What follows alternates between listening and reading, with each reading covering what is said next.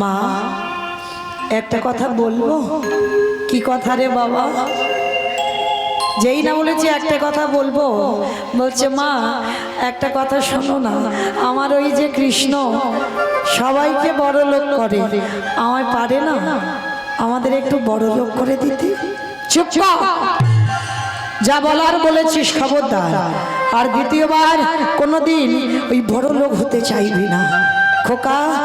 বড় লোক হলে কৃষ্ণ ভুলে যায়। যত গরিব থাকবি, যত কাঙাল থাকবি, তত ভগবানকে ভালোবাসতে পারবি। আর যদি তুই বড় লোক হয়ে যাস, কোনোদিন ভগবান আর তোর কাছে আসবে না। মা তুমি বারণ করছো বড় লোক হব না? না, বড় লোক হলেই কৃষ্ণ ভুলে যায়, এটা বাস্তব বাবা। বড় লোক হলেই কৃষ্ণ ভুলবে। মনে পড়ে গেল বাবা মহাভারত, এখানে যারা কীর্তন বোঝেন বা তত্ত্বজ্ঞানী যারা গ্রন্থ পড়েন, মহাভারতে পঞ্চ পাণ্ডবের মা ছিল কুন্তী মা। আর এই কুন্তী মায়ের 5টা ছেলে ছিল। আর 5টা ছেলের মধ্যে বাবা যুধিষ্ঠির, ভীম, অর্জুন, নকুল, সহদেব। আর প্রতিদিন মা কি করত? আগে আমার যুধিষ্ঠিরকে খেতে দিত।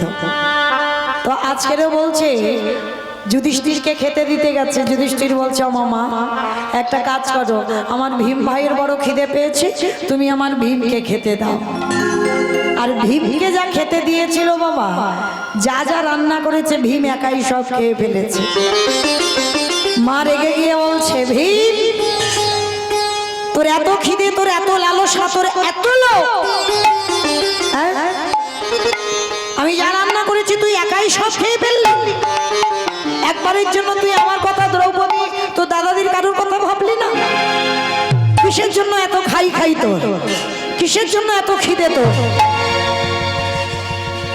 যেই বলেছে এত খাই কেন, কিসের এত খিদে, ভীমের বড় ব্যথা লাগলো। মা ও মা আজকে আমি একটু বেশি খাই বলে তুমি এত বড় কথা বললে যে আমার খাই। তবে কথা দিলাম মা, আজকের আমি যখন বলে ফেলেছি, আজকের পর থেকে কোনোদিন খেতে চাইবো না। আর আজকে বলো তুমি আমার কাছে কি চাও, যা চাইবে আমি তোমাকে তাই দেব। মা কুন্তী বলে ন, একটু তোর খাবার কথা বলেছি বলে তোর এত অহংকার করে বলছিস কি চাই বলো। তবে আজ আমি ভীম তোর কাছে এমন একটা জিনিস চাইব, তুই আমাকে দিতে পারবি না। বলো মা কি চাও? আগে তুই সত্য কর, যা চাইব তাই দিবি। তুই সত্য করলো ভীম। মা চাইছে দেখো ছেলের কাছে, ভীম রে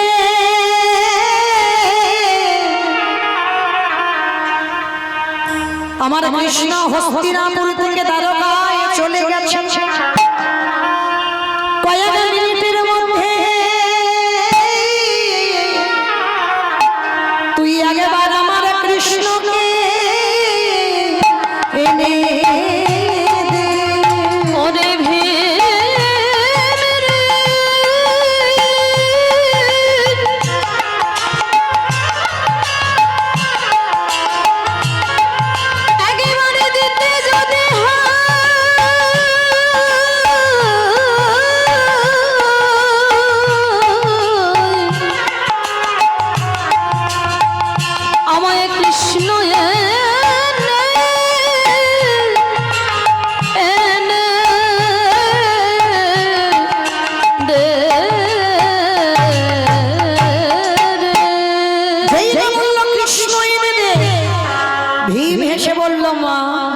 এত কিছু জানেবার থাকতে তুমি আমার কাছে কৃষ্ণ চেয়ে বসলে।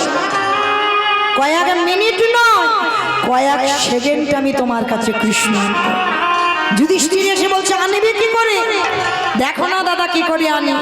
ভীমের হাতে ছিল 80 মণ ওজনের গদা।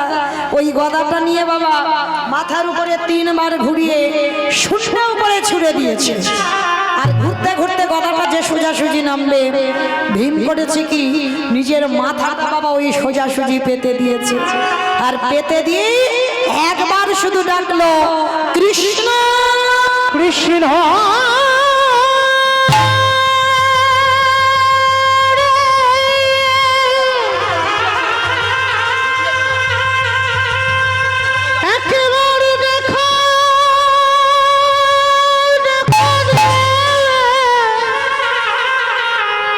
ওরে তুই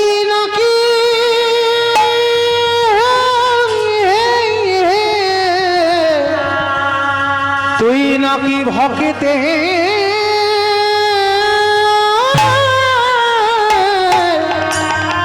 ভক্তের ভগবান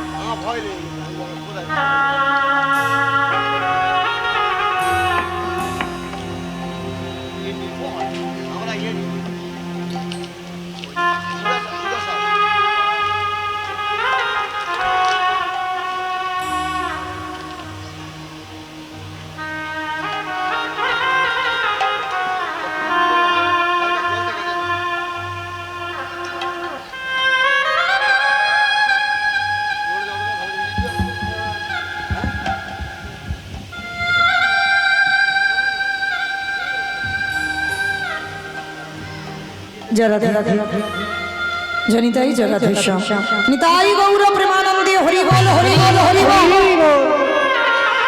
যেই নাচকের বাবা ওই ভীম একবার কৃষ্ণ বলে ডাকলো, ভগবান দ্বারকায় ছিল, শূন্যে যে পথ 3 দিনের পথ, দ্বারকা থেকে হস্তিনাপুর 3 দিনের রাস্তা, শূন্যে ভগবান ছুটে এসে ওই গদাটা ঘুরতে ঘুরতে ভীমের মাথায় পড়বে, আর সামনে গদাটা ভীমের মাথায় পড়তে যাবে, কৃষ্ণ দয়াময় ছুটে এসে আগে গদাটাকে বুকে চেপে ধরে, এক হাতে গদা ধরেছি, এক হাতে ধুলা থেকে ভীমকে তুলে বলছে, এই গদা যদি তোর মাথায় পড়তো তোর অপঘাতে মৃত্যু হয়ে যেত। একবারও ভাবলি না যদি গদা তোর মাথায় পড়তো তাহলে হতো কি? ভীম উঠে কৃষ্ণকে সাক্ষাতে দেখে বুকে ধরে বলল, কৃষ্ণ কে বলেছে আমার অপঘাতে মৃত্যু হবে? তুই জানিস না এই জগতে যাদের যাদের কৃষ্ণ চরণে আশ্রয় কর, যে জন কৃষ্ণ ছাড়া, যে জন কৃষ্ণ ছাড়া জানে না এই জগৎ সংসার মাঝে তাদের কি কোনদিন, তাদের কি কোনদিন অপমৃত্যু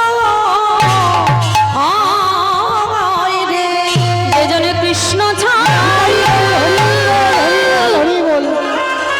কৃষ্ণ ছাড়া জানে না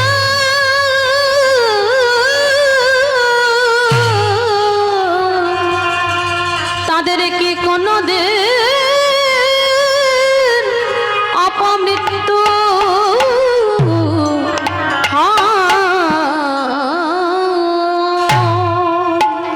যেই না ভীম সাক্ষাতে দাঁড়িয়ে আছে, ভীমের বুকে কৃষ্ণ মা কুন্তি এসে বলল, ভীম আমি এতদিন জানতাম তুই শুধু খেতে জানিস, কোনো কর্মের নয়, কিন্তু আজ আমি জেনে গেলাম তোর থেকে আমার কৃষ্ণকে কেউ কোনোদিন ভালোবাসতে পারে। কৃষ্ণ এসে বলল, পিসি তুমি নাকি আমায় ডেকেছো? হ্যাঁ কৃষ্ণ, যখন তুই দ্বারকায় চলে গেলি যে যা চাইলো তাকে তাই দিলি। কৃষ্ণ কই তোর পিসিকে তো কিছু দিলি না, বলো পিসি তুমি কি চাও? কৃষ্ণ আমি যা চাইবো তাই দিবি, দেব, বলো পিসি তুমি কি চাও? কৃষ্ণ রে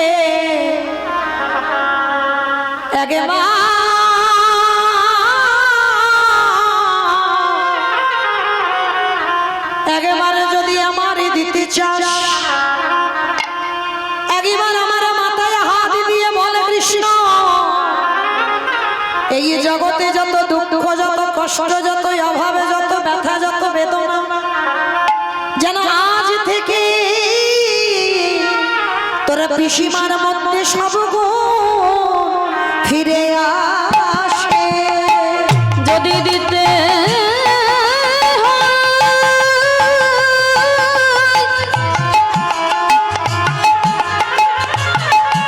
এই জগতের যত কষ্ট আছে,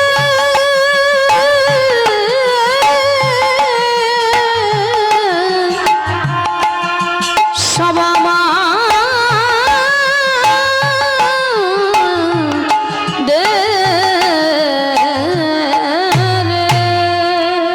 যত কষ্ট, যত ব্যথা, যত বেদনা সব ফিরিয়ে দে। কৃষ্ণ বলছে, পিসি এ জগতে কোনো ভক্ত দুঃখ ব্যথা বেদনা চাই? তুমি কেন চাইছো? কৃষ্ণ, জগতের লোক জানে না বলে চায় না, কিন্তু আমি জানি দুঃখ থাকলে তুই থাকিস। কৃষ্ণ রে, যেদিন অকালে আমি আমার স্বামী হারালাম, 5টা ছেলেকে নিয়ে দাসী বৃত্তি করলাম, আমার কাছে সেদিন কেউ ছিল না, সেদিন তুই আমার কাছে ছিলিস। কিন্তু চেয়ে দেখ আজ আমার মানে, আজ আমার যুধিষ্ঠির রাজা, আমি রাজার মা, সোনা দানা টাকা পয়সার কিছু অভাব নাই, কিন্তু চেয়ে দেখ আমি একটা ধন হারায়ে বসেছি। ও পিসি, কি হারিয়েছো তুমি? কৃষ্ণ রে,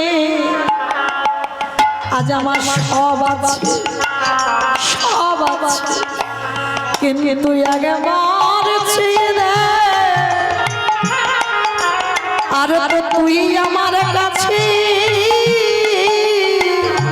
কাছে নেই বাবরে, আমার অন্য ধন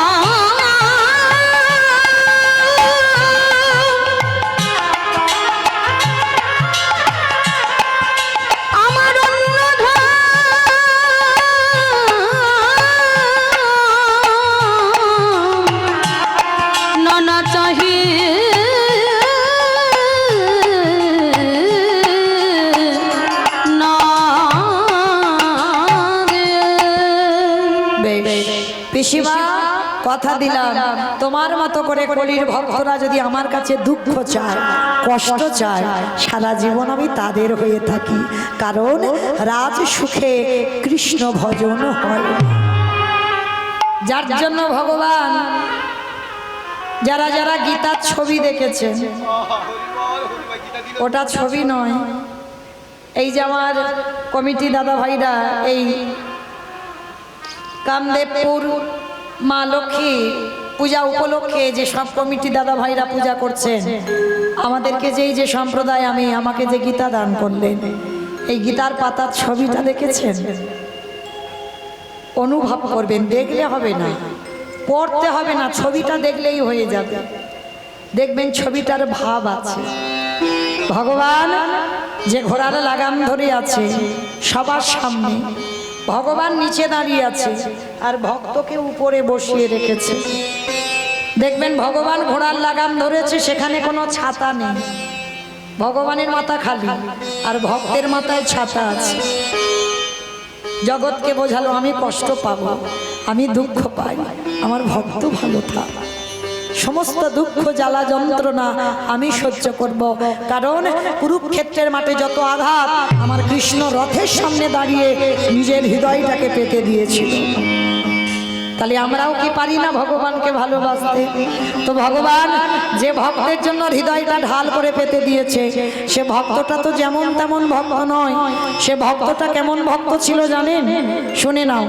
বিষ্ণু থেকে ব্রহ্মা, ব্রহ্মার পুত্র উগ্রীব, উগ্রীবের পুত্র সোম, সোমের পুত্র বুধ, বুধের পুত্র পুরুরবা, পুরুরবার পুত্র আয়ুষ, আয়ুষের পুত্র নহুষ, নহুষের পুত্র যজাতি, যজাতির পুত্র যদু, যদুর পুত্র কুরু, কুরুর পুত্র জন্মেঞ্জয়, জন্মেঞ্জয়ের পুত্র গতিষ্ঠান, গতিষ্ঠানের পুত্র মনুষ্য, মনুষ্যর পুত্র চারুপল, চারুপলের পুত্র রুদ্রাসন, রুদ্রাসনের পুত্র হৃদেশু, হৃদেশুর পুত্র রক্তিনাথ, রক্তিনাথের পুত্র ব্যাভি, ব্যাভির পুত্র দুষ্মন্ত, দুষ্মন্তর পুত্র ভরত, ভরতের পুত্র ইক্ষু, ইক্ষুর পুত্র সংবরণ, সংবরণের পুত্র সুধনু, সুধনুর পুত্র সহদ্র, সহদ্রের পুত্র যবন, যবনের পুত্র কৃতি, কৃতির পুত্র উপরিজবসু, উপরিজবসুর পুত্র জরাসন্ধ, জরাসন্ধর পুত্র সহদেব, সহদেবের পুত্র সমাচি, সমাচির পুত্র, সমাচির পুত্র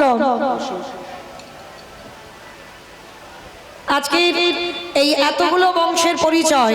আর সমাচির পুত্র যজস্ব, আর যজস্বের পুত্র আজকের জরাসন্ধ, জরাসন্ধের পুত্র সোম, সোমের পুত্র বুধ, বুধের পুত্র পুরুরবা, পুরুরবার পুত্র আয়ুষ, আয়ুষের পুত্র নহুষ, নহুষের পুত্র যজাতি, যজাতির পুত্র যদু, যদুর পুত্র কুরু, কুরুর পুত্র জন্মেঞ্জয়, জন্মেঞ্জয়ের পুত্র গতিষ্ঠান, গতিষ্ঠানের পুত্র মনুষ্য, মনুষ্যের পুত্র চারুপল, চারুপলের পুত্র রুদ্রাসন, রুদ্রাসনের পুত্র হৃদেশু, হৃদেশুর পুত্র রক্তিনাথ, রক্তিনাথের পুত্র ব্যাভি, ব্যাভির পুত্র দুষ্মন্ত, দুষ্মন্তর পুত্র ভরত, ভরতের পুত্র ইক্ষু, ইক্ষুর পুত্র সংবরণ, সংবরণের পুত্র সুধনু, সুধনুর পুত্র সহদ্র, সহদ্রর পুত্র যবন, যবনের পুত্র কৃতি, কৃতির পুত্র উপরিজবসু, উপরিজবসুর পুত্র জরাসন্ধ, জরাসন্ধের পুত্র সহদেব, সহদেবের পুত্র সমাচি, সমাচির পুত্র কুশু, কুশুর পুত্র জম্বু, জম্বুর পুত্র সুরাত, সুরাতের পুত্র বিহরা, বিহরাতের পুত্র আজুকানু,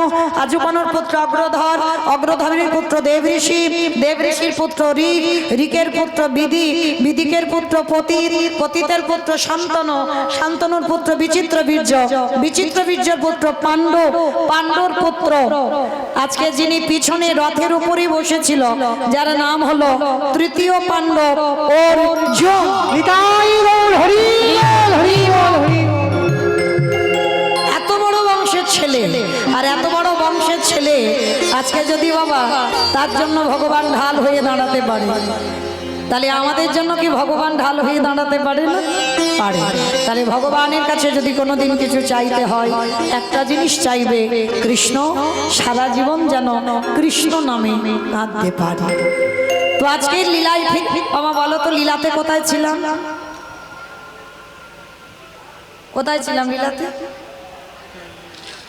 ভুলে গেছো?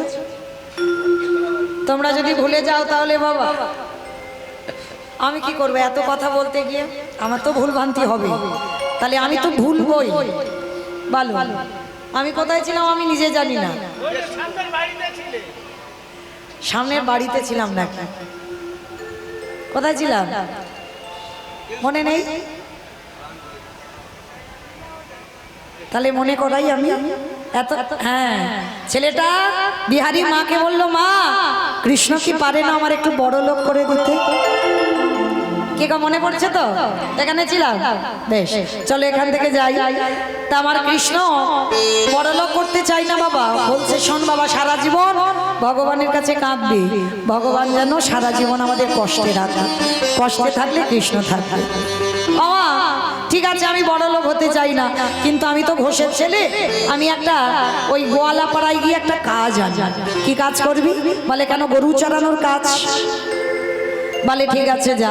ছুটে গেল বিহারী লাল, আর বিহারী গিয়ে ডাকছে, গিয়ে বলছে, বাবুজি, বাবুজি আমার মার খুব কষ্ট, লোকের বাড়িতে কাজ করে করে আমায় এত বড় করেছে,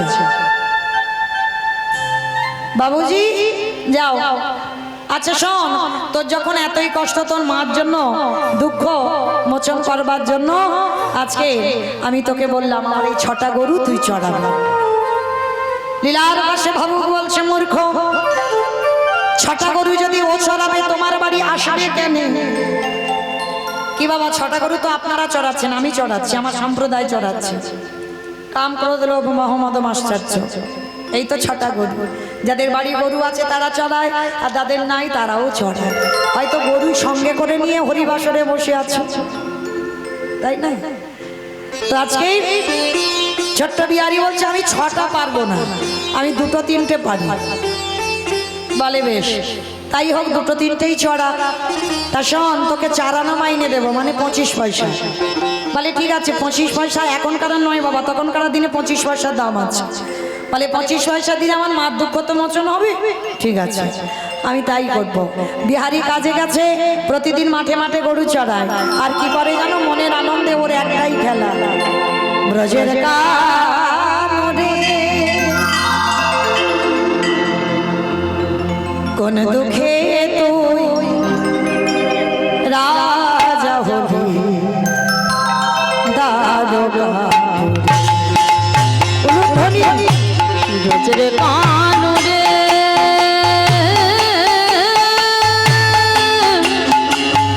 একটু উলুধ্বনি ভাইরা তুই রাজা হলি তারপুরে বলে কোন দুঃখে তুই রাজা হলি তারপুরে ও তুই বাজিয়ে ব্রজে গোঠের বেনে চড়াবি না আর কি দেখো বাজিয়ে ব্রজের গোঠে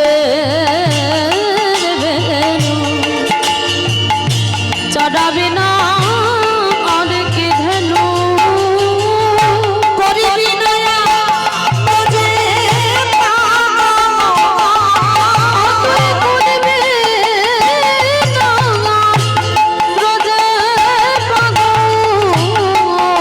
কত শির সুরে কোন দুঃখে তুই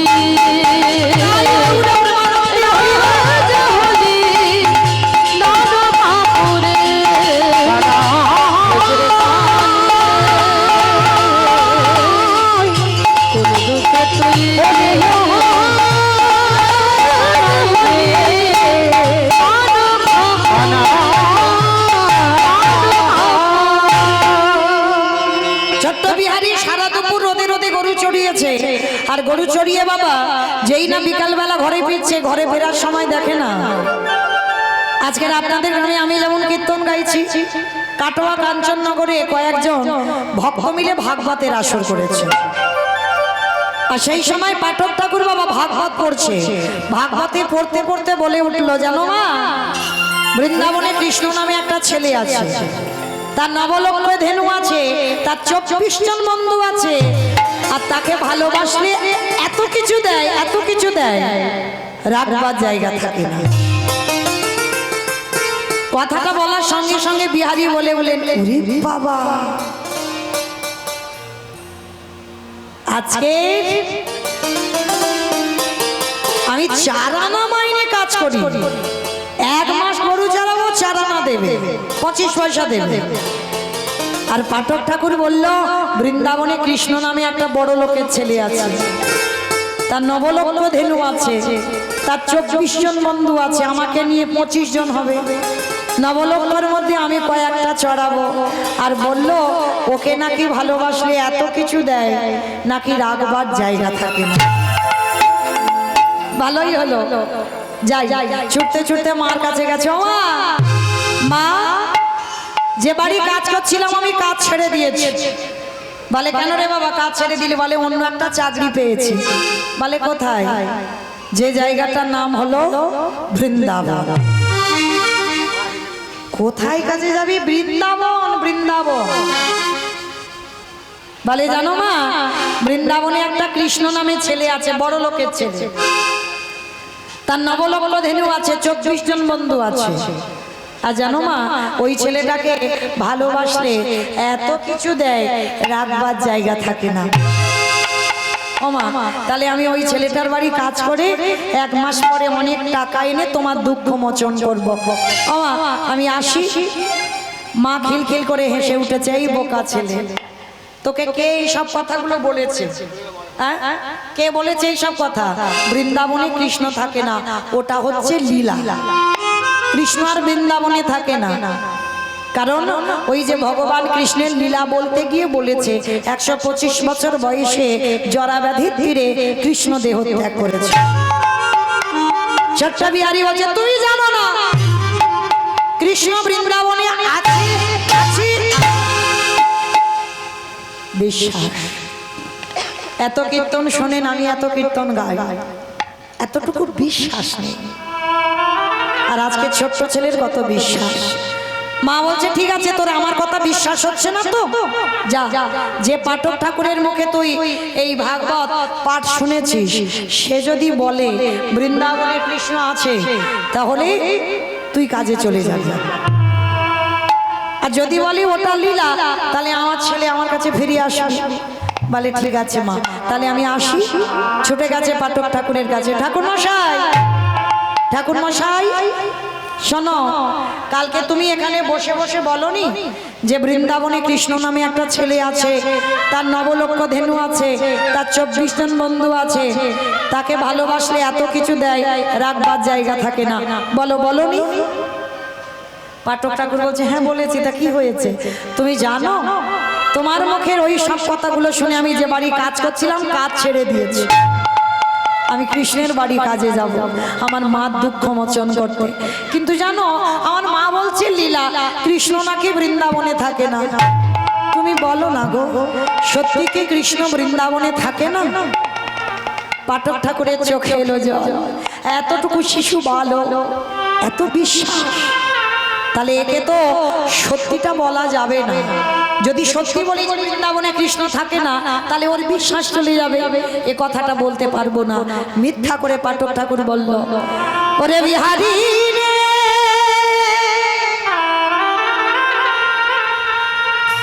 ওরে আমার ডাকে আমার কৃষ্ণ বৃন্দাবনে নতুন করে লীলা করিবে না।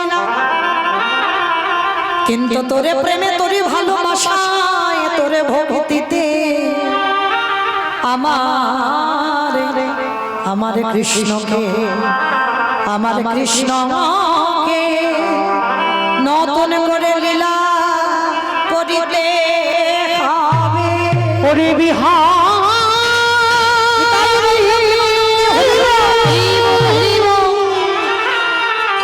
ওরে এমনি অনুরাগ না হলে কি কৃষ্ণ পাওয়া যায়? এমন ভালোবাসা না দিলে কি কৃষ্ণ পাওয়া যায় রে?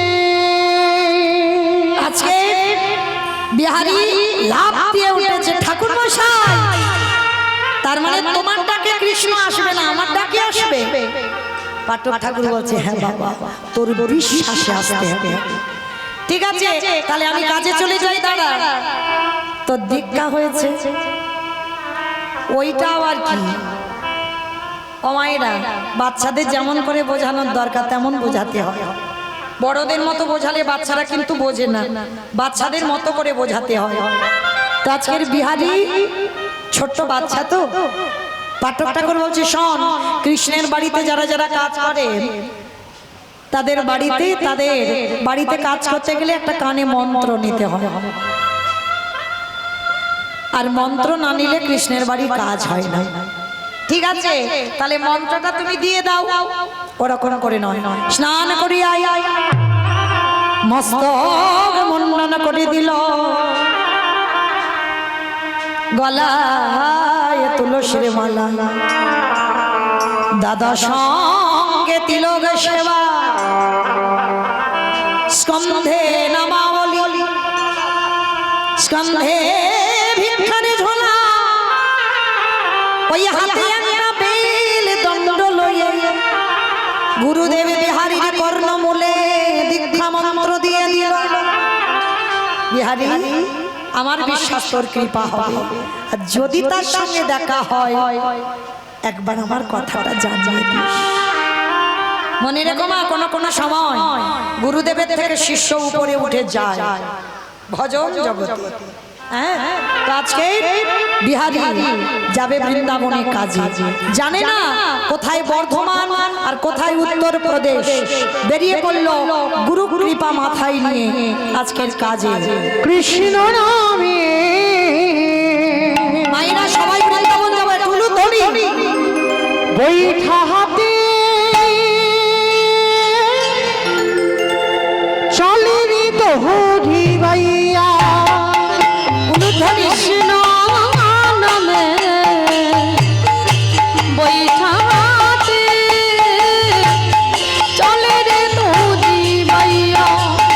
ওরে ও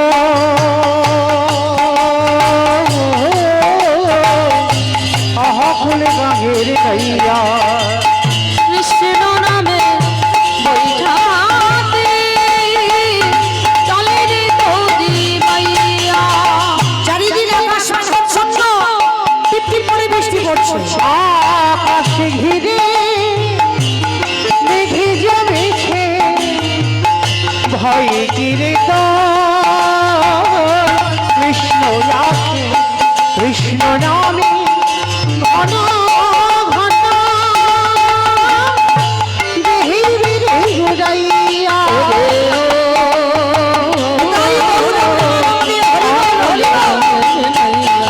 এখন কৃষ্ণ নামে ওই হাতে চলে রে তোরি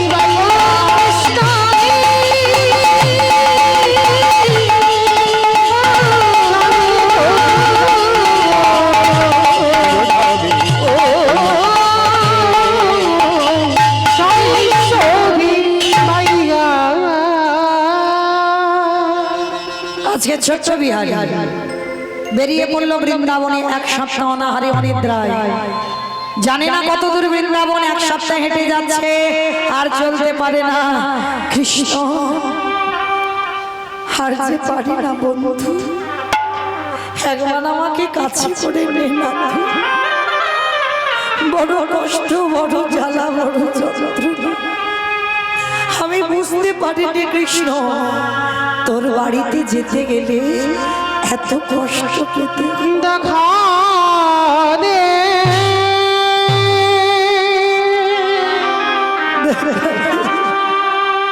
হরে কৃষ্ণ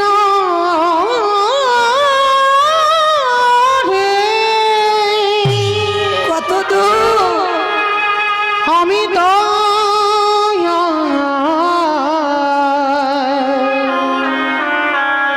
চলিতে